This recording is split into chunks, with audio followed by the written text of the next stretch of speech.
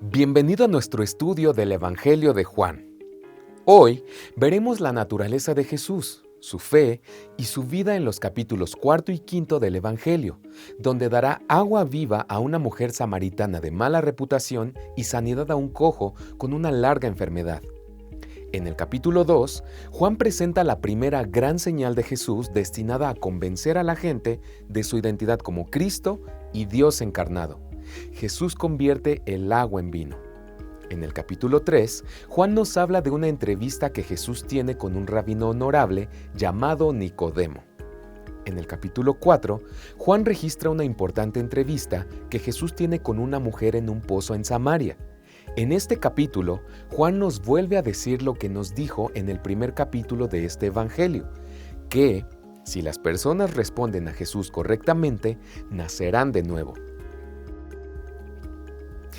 Jesús está viajando con sus discípulos por casi todo Israel, desde Jerusalén en el sur hasta Galilea en el norte.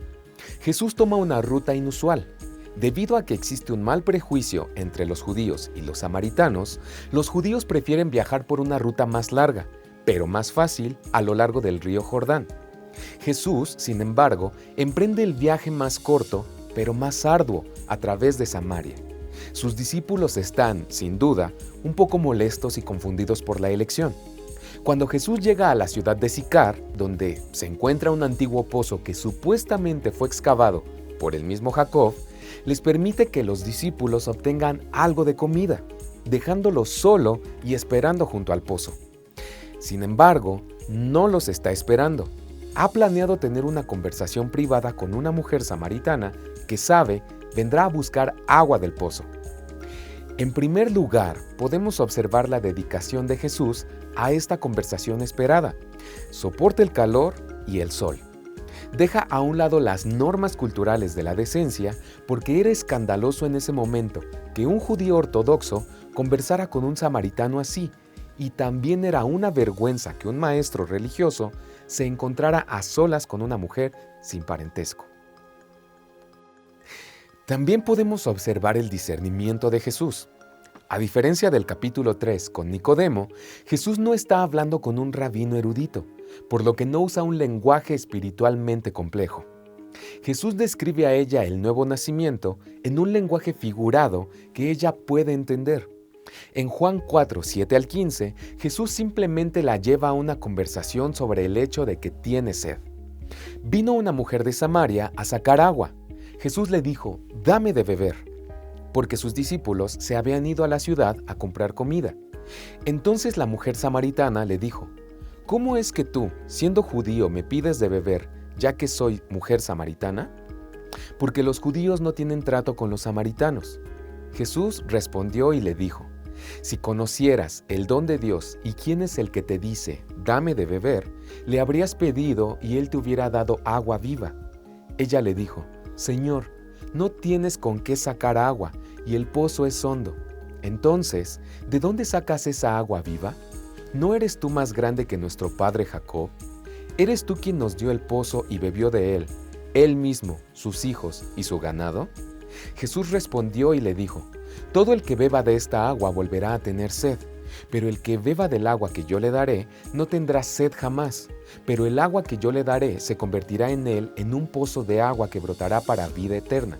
La mujer le dijo, «Señor, dame de esta agua para que no tenga sed ni venga hasta aquí a sacarla». Jesús ha interesado e involucrado a la mujer samaritana en la conversación, y luego hábilmente cambia el enfoque y le dice que vaya y llame a su esposo, el cual él sabe que ella no tiene. Ella lo confirma, así que Jesús le dice en Juan 4, 17 al 18, «Has dicho correctamente, no tengo marido, porque 5 maridos has tenido y el que ahora tienes no es tu marido. Esto lo has dicho de verdad». Ahora, ¿por qué Jesús mencionó eso? La mayoría de nosotros habríamos evitado el riesgo de ofender y simplemente habríamos explicado el Evangelio cuando ella dijo, «Dame de esta agua». Pero Jesús cambia para enfocarse en su vida pecaminosa. ¿Por qué? Porque Jesús exige un arrepentimiento genuino. Sin arrepentimiento, no se bebe de las aguas eternas de vida abundante. La mujer acepta a Jesús como profeta, pero al ser confrontada por su pecado cambia el tema de sí misma al tema controversial entre judíos y samaritanos, un punto de una profunda ofensa social. De hecho, los judíos destruyeron su templo en el 128 a.C. Ella le dice en Juan 4:20, nuestros padres adoraron en este monte y ustedes dicen que en Jerusalén es el lugar donde los hombres deben adorar. Jesús se mantiene enfocado y en Juan 4:21 al 22 le habla una verdad poderosa. Jesús la dirige a su Salvador diciendo, mujer, créeme, viene la hora en que ni en este monte ni en Jerusalén adorarán al Padre. Adoras lo que no conoces. Adoramos lo que conocemos porque la salvación viene de los judíos. Pero se acerca una hora, y la hora es cuando los verdaderos adoradores adorarán al Padre en espíritu y en verdad, y a tales personas el Padre busca que sean sus adoradores. Dios es espíritu y los que adoran deben hacerlo en espíritu y en verdad. Esto la conmueve. Todos los ataques, insultos, quejas, distracciones y resistencia se desvanecen. Ella dice, sé que el Mesías viene, el que se llama Cristo. Cuando venga, nos declarará todas las cosas. Jesús le dice directamente a ella lo que hace sudar aún a sus propios discípulos. Yo, el que te habla, soy Él. La mujer acepta a Jesús como Cristo su Señor y nace de nuevo. Ella surge como el primer apóstol de Jesús, la primera que envió Jesús predicando a su comunidad. Vengan, miren a un hombre que me contó todas las cosas que he hecho. Este es el Cristo, ¿verdad? Su transformación debe haber sido obvia porque ellos creen. Juan dice, salieron de la ciudad y venían a él. De esa ciudad muchos de los samaritanos creyeron en él debido a la palabra de la mujer que testificó. Me contó todas las cosas que he hecho. Por eso, cuando los samaritanos se acercaron a Jesús, le pidieron que se quedara con ellos, y estuvo allí 2 días. Muchos más creyeron a causa de su palabra, y le decían a la mujer, ya no es por lo que dijiste que creemos, porque lo hemos oído por nosotros mismos y sabemos que este es en verdad el Salvador del mundo. Esto es lo que Juan nos dice en el capítulo 1. Cuando las personas reconocen a Jesús, nacen de nuevo. Esta hermosa entrevista describe las 2 experiencias más notables de la vida, nacer de nuevo y convertirse en el canal a través del cual otras personas nacen de nuevo. Como Jesús le dijo, el que beba del agua que yo le daré no tendrá sed jamás, pero el agua que yo le daré se convertirá en él en un pozo de agua que brotará para vida eterna. En otras palabras, no simplemente nacerás de nuevo y saciarás tu propia sed de vida eterna y abundante, sino que te convertirás en un manantial del cual otras personas podrán saciar esa misma sed. Ahora hagamos 3 preguntas que hacemos en cada capítulo mientras estudiamos a través de Juan. Pregunta 1. ¿Quién es Jesús en el capítulo 4? Jesús es el agua viva.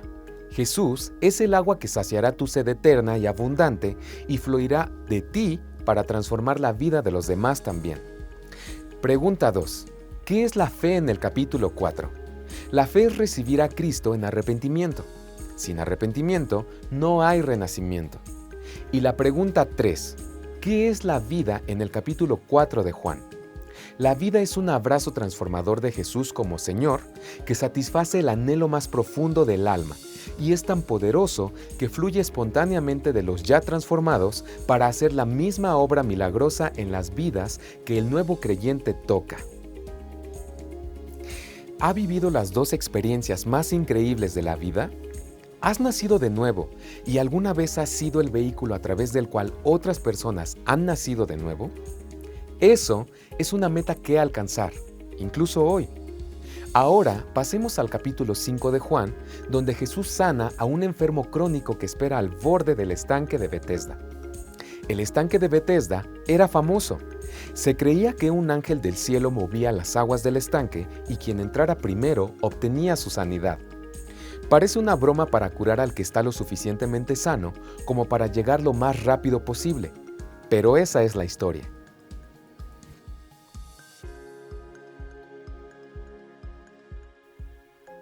Entonces, un sábado, Jesús camina entre la multitud.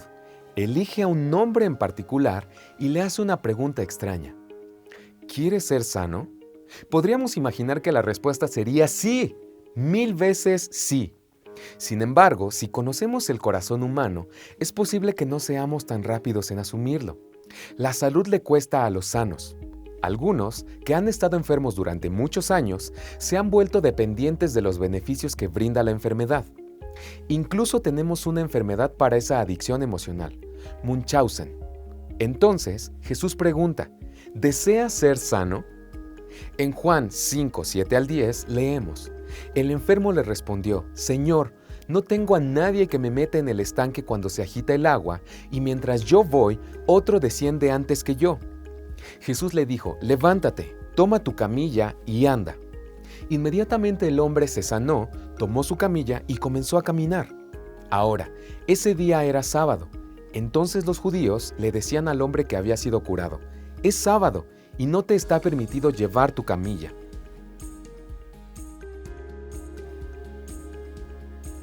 El resultado de esta sanidad es el comienzo de un diálogo hostil entre Jesús y los religiosos que se extiende a lo largo de los próximos capítulos de Juan y toca el tema de la fe en general. ¿Crees hasta el punto de que estás dispuesto a defender a Jesús, aún enfrentando persecución? En este sentido, este hombre flaquea en su fe en contraste con otra historia muy parecida en Juan 9, donde un hombre está con Jesús frente a una amenaza. Primero considere, ¿se ve a usted mismo en su pasado o presente por este hombre junto al estanque? Tal vez espiritualmente débil, tal vez físicamente débil, necesitado sin tener a nadie que pueda ayudarle, buscando esperanza en cosas vanas como ese estanque, cuando lo que realmente necesita es que Jesucristo entre en su vida con el poder de sanar, el poder de salvar, el poder de transformar. ¿Quieres ser sanado? Esta también es una imagen de lo que significa enfrentarse a un cambio a través de una entrega a Jesús. Es posible que tengamos una idea del interrogatorio que Jesús le hizo en el estanque cuando veamos cómo responde a la amenaza de los líderes religiosos. Al principio, parece veraz ante las acusaciones en su contra.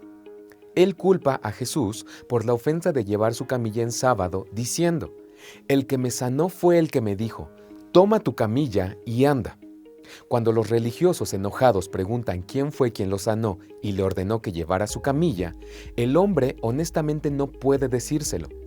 Jesús da un consejo al hombre cuando regresa a él con una advertencia diciendo, he aquí, has sanado, no peques más, para que no te suceda nada peor. Ante esto, el hombre acude a los líderes religiosos para informar sobre Jesús, provocando una persecución contra el hombre que milagrosamente había cambiado su vida.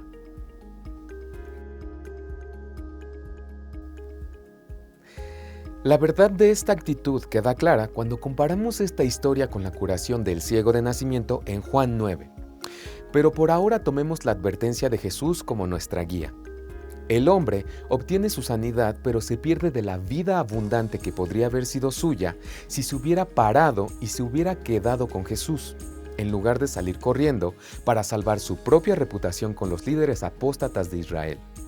Abandonó a David para mantenerse en las buenas gracias de Saúl. La palabra de Dios nos dice que todo el que invoque el nombre del Señor será salvo. Y es con el corazón que crees y eres justificado, y es con la boca que confiesas y eres salvo. Todos los que creen, eso significa que tú también. Entonces, cree en tu corazón y confiesa con tu boca hoy que Jesucristo es el Señor de tu vida y prepárate para estar con Jesús frente a cualquier persecución que se te presente.